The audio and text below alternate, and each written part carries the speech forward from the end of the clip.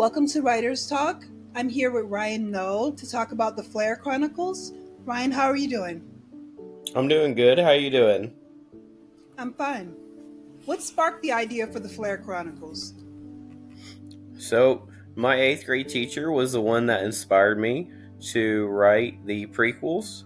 She challenged us to write something unique and original, and I ended up winning first place. From there, she pulled me aside and said I was really good at writing and that kind of thing. So, I started writing the prequels, and then through high school, I ended up writing that book. After I published, I ended up writing book 2 and book 3 in 6 months. How long did the world of Azrin live in your head before it made it to the page?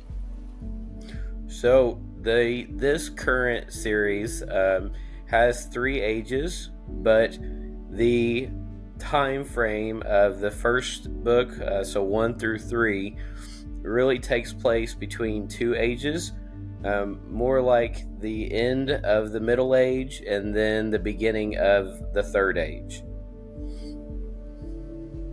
Did any real-world myths, legends, or history influence the world or the characters? So the main character is named Daniel. He's one of the main trio. So he was named after my brother. At the time, my youngest brother was just a baby when I was growing up.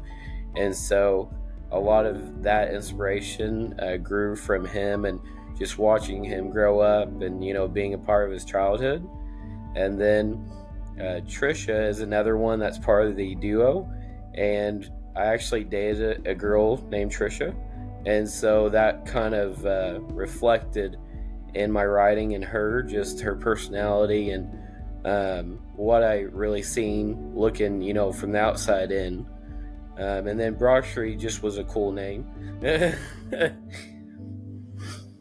Okay, was there a scene or a plot twist that you wrote that even surprised you?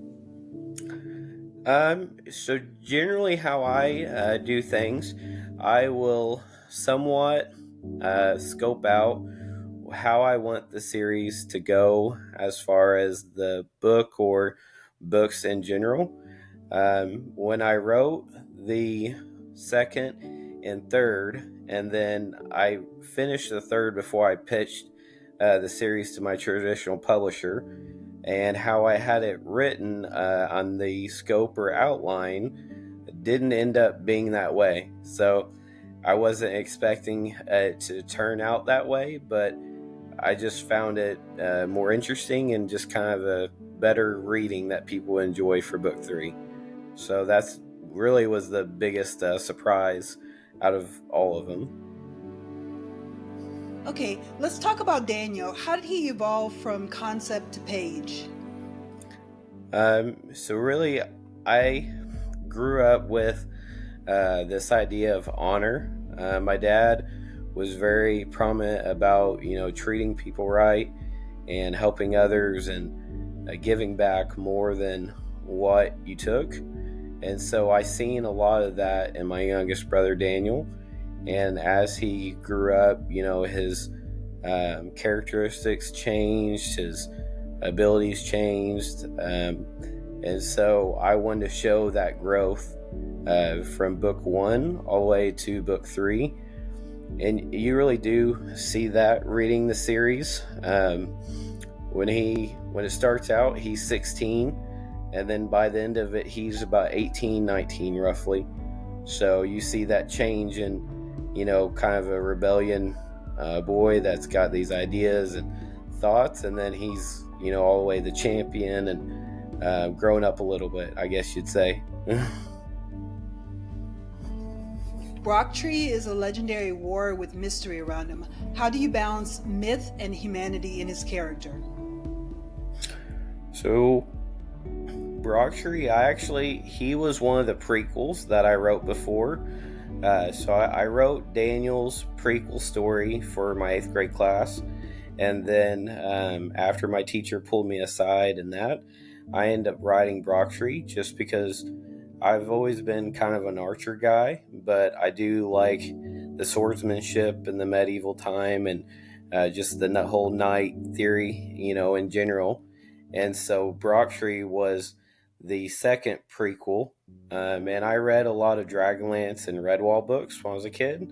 And so I always enjoyed the myth and, different personalities, I guess, and legends that you could embed into people or places or things and really make it more interesting. It also adds the layer that, you can expand the world or the series or, the books in general and that. So that was my kind of philosophy behind that. And as you read it, Broctree really has a sad story in the beginning.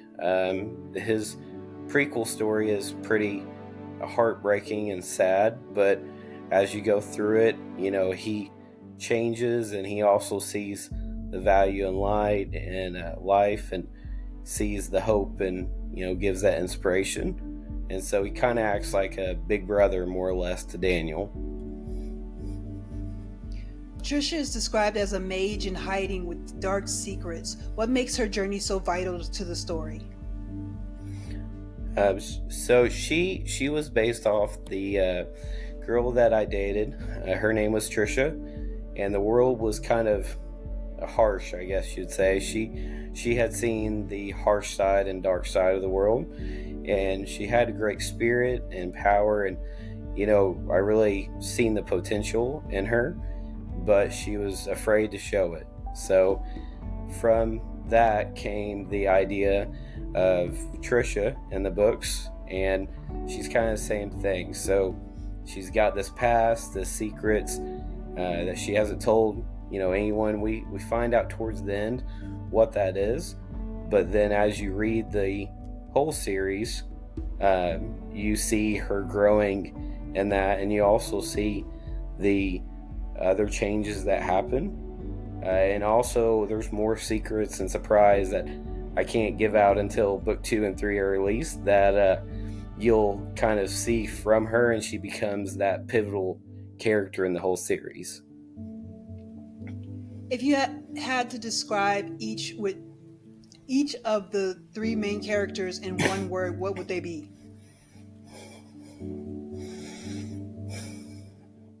I would say friendship. Definitely, there's other core pieces or players or characters, but those 3 are the main ones through the whole series that kind of get the highlight. And going through all of it, they become that unbreakable bond that you have with friendship and friends and kind of people that know you better than anyone else out there. So it's really that friendship and the trials of life that can throw at you. Did any character change completely from the original outline? There is a few characters in book 2 and book 3 that I had the idea in my head of what to write and how I wanted it to be. And as I started writing them and going through the journey and really writing the story to make it, one consecutive piece, they slightly changed. Not all of them, though. Very, very few. I tend to do a lot of research and plan out and really try to make it a well thought out series or book before, I dive deep into writing and things like that. Azrin sounds like a rich and dangerous world. What was your process for building it? So, so I actually created Azrin, at least the part in book 1 when I was 14. Book 3 will have that map. It was made on an old notebook paper, kind of taped together and things like that. So it'll actually be posted on book 3. It'll be hardened to the back cover, and then I've wrote a personalized message for my readers and viewers and people out there that they can kind of see that this started small and grew from there. So I had the prequels written, and then I had the book 1, the End of the Blaze. I had that map built, and then from there I just basically thought, well, this would be cool to be here, or this would be cool to have that. I did use a lot of inspiration from Dragonlance or WoW or things like that on, towers or, pivotal land. But I also did a lot of research on, mountains and hills and deserts and dunes, and to make it more realistic and something that, it kind of fit what everyone knows as well, and not just imaginary. Can you share more about the unique beast or people readers will meet? So a lot of the beasts are based off of like beast out there or animals out there, and I have a habit of going through and saying, hey, what does shadow mean, but what does it mean in Latin, or what does it mean in Greek, or Norwegian, or different languages. So I'll go through there and I'll go through about 200 to 300 languages on a word and find the variations and then see what that meaning means. And then a lot of times I'll use that same word. It's just a different word in a different language. And then I'll make it, like let's say a scorpion or a bat or a cat. And then I'll just add unique features and things like that to make it my own, more or less. This story includes classic fantasy races like dwarves and elves. What twist did you add to make them your own? So there's different races of elves. And when I was younger, I read over 300 books a year in middle school. And then by high school, I was reading about 400 books. And one thing that I found is that a lot of fantasy writers or fantasy books out there, they just got one race of elves or one tribe of elves. And so in that aspects, the dwarves and the elves and the mages, they're the same thing. There's different tribes or different regions, depending of where they live or what they eat or they drink or what they make, and not just, a generic dwarf. And I've only really seen it in one series, which was Dragonlance. They've had 2 or 3 different kind of tribes of elves, and that was it. And they had 2 or 3 different doors, but that was it. In my world, there's 4 or 5. Is there a magic system or lore behind the mages you can tease? There is, and again, it kind of inspired from Dragonlance. So in that series, they've got like a high emperor tower, or an elder magic tower, and there is one in mine which people won't get to see, maybe in the 3rd book. If not, it'll be a future series. And so there is a magic system. It's been a little bit more refined since I signed with the traditional publisher compared to the current version I have out now. But there is definitely a magic system, and I did the same thing with it. I just looked at what words meant different meanings, or spelled different in different languages, and then I used that word to create my own magic, basically. How do the shadows in the dark tie to the larger mystery or themes? So it continues more or less it continues the series, but into the blaze. And this has been not really a common complaint, but just something that people, they read the first one and they're like, well, we don't really know much of this world. We know a little bit, just enough to get us in, but we don't know everything. There is a purpose in that. So I will be writing more prequels. As soon as I get done with my new series, I'll come back to Azrin and keep expanding on that. And then the second one basically bridges that gap of, hey, war's kind of on the horizon. The forces have been scattered, and there's different, hints and tricks that are kind of leading readers and people up to, well, what's coming or what's next. Into the Shadows, that second one, it definitely shows that. and it definitely, sees, well, after the war really starts, or you kind of see an Azrin, you see the outside, it kind of flaking and, start to tumble with the darkness. And then by the third one, you see, well, it's like a full scale war. I mean, everything's, uh, I can't reveal too much, but a lot of people, die, and there's destruction and loss, and but there's also hope and light, and that's kind of the way I wanted to write it. So the first one just kind of gets you into the fire, so to speak, or the blaze, into the world. The second one kind of shows you the dark side of the world, or the people, or the hardships that people go. And then the third one's more like the light. It shows you, hey, they're still good, and even though there's bad things happen, there's still good in the world, and there's light at the end of the tunnel. So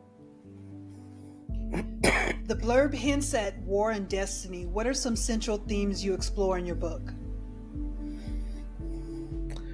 I'm sorry, I didn't hear you.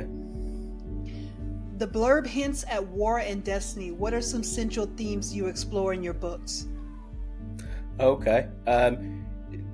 Destiny, everybody has a path, so to speak. So I know we're been kind of given, hey, you got to do this and this, or what, the traditional route. And I've kind of gone the non-traditional route by, being an author and getting my name out there and that kind of thing. But I do believe that everything is meant to happen for a purpose, and at some point that everyone does have a destiny to follow. They do have a purpose, what they're envisioning they're supposed to. There's also other themes, and I definitely, tell people there's hope and inspiration, because as you go through war or hardships, you see the good fighting the bad, and you still see that light, trying to make it better for everything. And you do see destiny quite a bit, because not everyone just is like, hey, this is what I'm supposed to do and I'm gonna go after it. Some people are like, well, I'm more used to the casual, occasional life, the relaxing. I don't know if I want to step out there and put myself out there. But life has a way of calling you to do that, and you have a purpose, and you need to follow your destiny and follow your purpose.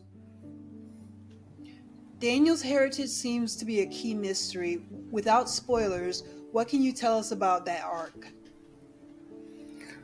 So, without spoilers, that's the hard part. He is very much similar to a lot of our youth in today's time. They have, vision. They have hope. They've got troubles too, though. Not everything's easy, and they've got a lot in their mind. And he's a prince, and he came from a royal family, and he's got privileges that a lot of people don't have. But he's still the same kid that our youth today, same place. They've got troubles, they've got hardships, they've got thoughts. Their bodies changing, their minds changing, they're growing into their own. And so he's kind of at that stage in the beginning. He's trying to figure it out. He wants to know more. He knows a little bit, but he's still trying to figure out his path in life. And then, by the end of it, you see he's really embraced his experiences and perspective and his path. How do you handle balancing intense action with emotional or quieter character moments? So normally how I will write it, I have a big spreadsheet that I have every chapter, and then I've got several tabs or several rows. But one of those is it important to the overall story?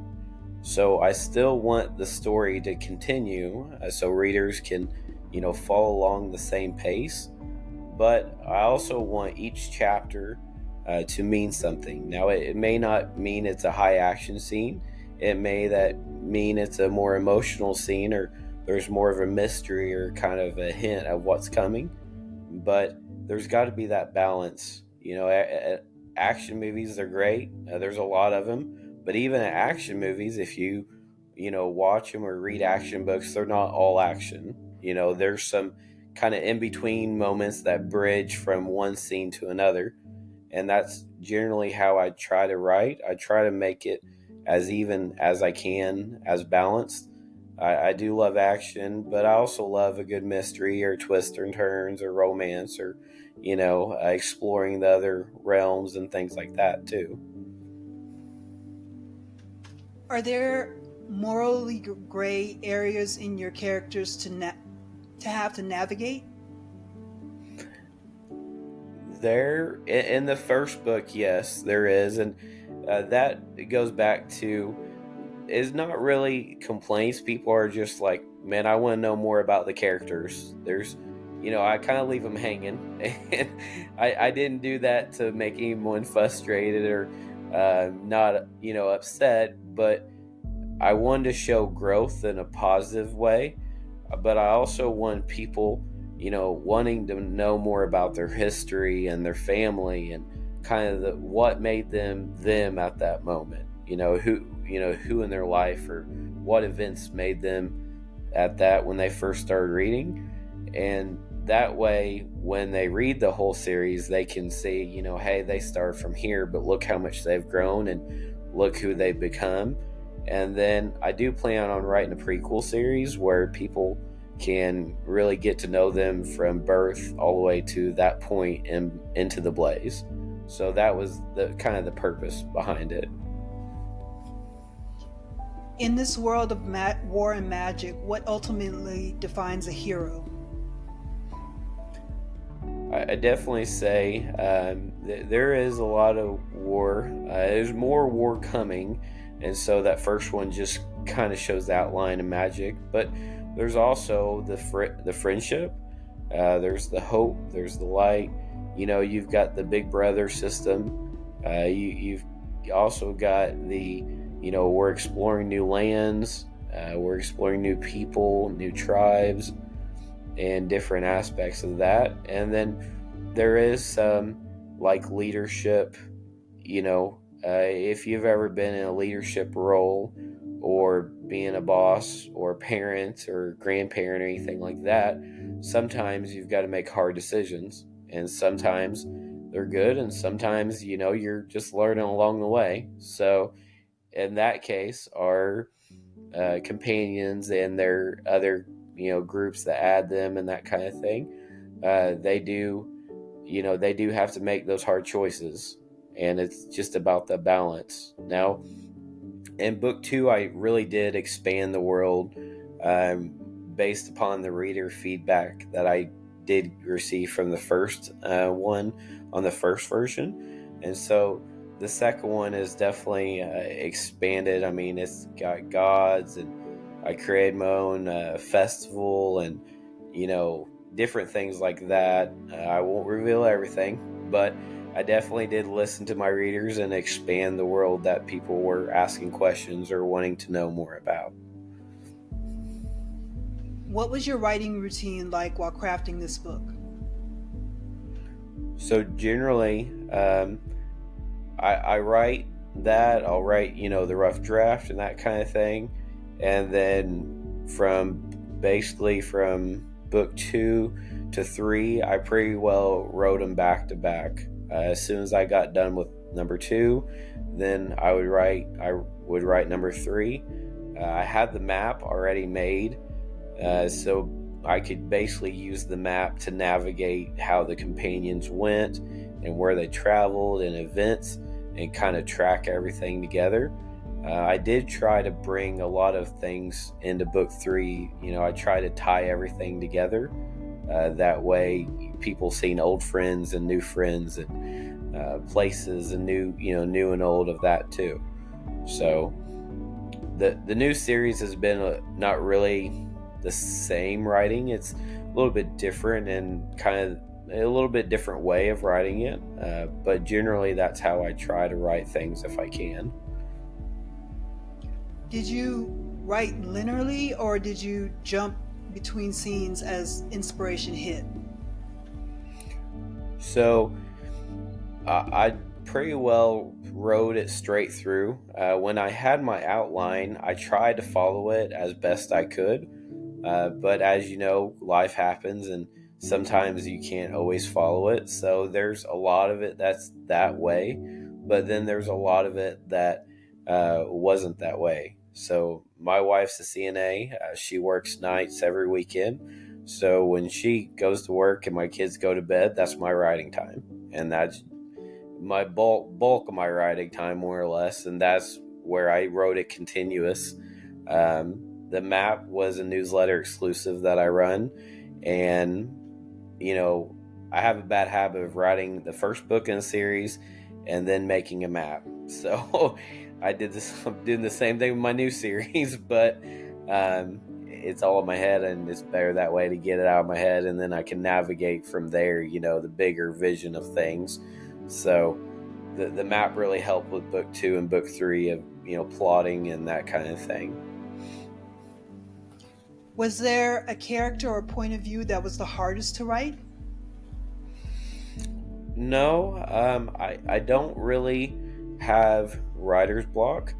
I've never had a character that's been hard to write, or I had doubts or different characteristics I wanted to change in that. The hard balance really is making it fun for kids, but also making it engagement and something that's cool for the older youth, like teens, and the adults. So finding that balance to where it's, it's still PG-13 or, kind of that rated, but still enjoyable by the older people that grew up with D&D and, Forgotten Realms and that kind of thing. So that's really been more of the challenge than the characters. Is the Flare Chronicles part of a larger series? It is.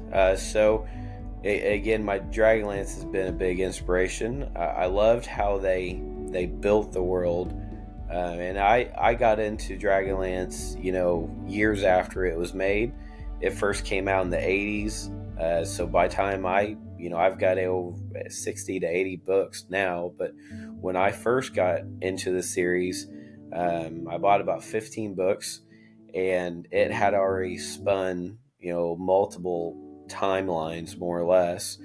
But in my world, I can write over 300 books, and then with having the ages, I can write even more. So this is kind of the beginning, and then I do a lot of reader engagement and polls, and people were really interested in like prequels of the main characters, and so that's why the prequels are going to be next, just because people that's what the readers want, so I want to give them what they want to read.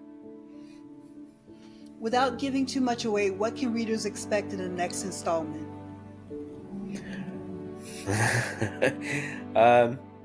It's kind of, so it might be a little bit before it's out. Just the fact that the new series is on the other end of the spectrum. It's a spicy romantasy, and the first book in that series I'm going to try to release after book 3, and then I'll go, back to the world of Azrin as far as release dates. But more or less, my hope is that they see them when they were, born, or at least when they were a child, elementary age, that kind of thing, and they can see the growth from then to where readers, first discovered them into the Blaze. I will say, like I said, Broctree's backstory is sad. It is a heartbreaking one, so it's not really the guts and glory that Into the Blaze is. He's got a tragic backstory. That is one of the sadder ones. But Daniel, it's a little bit both ways, but Broctree is definitely going to be a heartbreaker for people. Are there any side characters you'd like to give a spin-off or novella to? So one of the cool things I found in the Dragonlance series was that they had their kids so some of the main characters, they end up having kids and things like that, and they have over 60 authors maybe or more that kind of did spin-off series, and that's what I hope to do with mine. I do want to follow the prequels, and then my goal after that is to do like the second generation, just because when you read Dragonlance and you read kind of how the series flows, that to me that was really interesting, and based upon the feedback, that's what people want to see. So if readers walk away with one feeling or thought after finishing this book, what would you hope it would be? Well, I mean, I hope that people really see what I've done and see what can happen, and what you can do with putting your hopes and dreams and things out there. I will say that from the time I published to now, I never expected to be where I'm at today. It's been very humbling, the support and the amount that I've been given and blessed with. So I just hope it continues to spread and more people already know me. We do have a big India tour next year. I'll be in London, New Zealand at some point, and I'll still be traveling the US and going to Canada several times too. So okay, where can people find your book? So currently you can find it on Amazon, barnesandnoble.com, my website, theflarechronicles.com. You can reach me at Facebook, Instagram, LinkedIn. I run a YouTube channel. I do one of my street team people, they run a Pinterest group as well. The website is changing. We are in the process of rebranding it for all my books, so it's not just that one. If you follow me on social media, I will be posting updates and that kind of thing. We do have several months till that happens, but currently it's still theflarechronicles.com. I am active on all social media, and I do try to answer people and get back with them best I can. My 3 boys keep me pretty busy as well. Okay, where can people find you?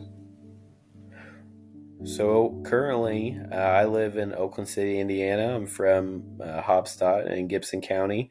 I've born and raised there, me and my wife. We're not traveling at the moment, but I do have festivals in Ohio, and then, Ohio again. I'll be going to Kentucky, Tennessee, Georgia, Nashville, Tennessee. I'm hoping to get in Miami. I'm hoping to get in, and then I'm part of the Author All-Star, which is a prestigious program. So I will be at the dinner in Atlanta, Georgia, and red carpet ceremony and things like that for the awards. So I'm trying to get pretty much everywhere. I will be in Iowa some and other states as well. My schedule is just getting kind of full. Once August hits, I'll be traveling quite a bit. So okay, well, that's all the questions I have. Thank you, Ryan, for coming in. You're welcome. Thanks for having me. I appreciate it. I know it takes a village to run things, so I appreciate it. And I just want to give a big shout out to the readers and the local businesses and small businesses and support and family and friends out there. It takes everyone to make it happen, and I've been really fortunate and blessed that a lot of locals, and it's not just here where I live, it's everywhere in the country, they've really been rooting me on and been inspiring and been accepting of a new author that's not a New York Times bestseller or his name's not everywhere. So for everyone that has took a chance on me and just heard me out, thank you. Okay, well, that's all the time we have for Writers Talk. I want to thank you guys for showing up, and I will see you next Sunday. And remember, writing is a journey, not a race. I'll see you guys later. Bye-bye.